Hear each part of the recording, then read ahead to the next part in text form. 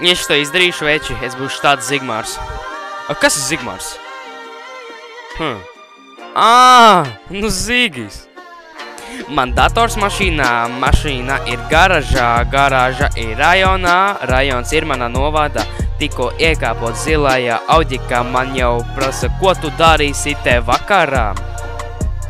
Iedarbinu mašīnu, jūtu kā adrenalīns ieplūs manās asinīs, es nezinu, ko menti paprasīs. Iebraucot cesi, zinu, kā sikie prasa, kas tā pār mašīnu, vai tu mani vizinātu, braucot mājās mani apstādina ments.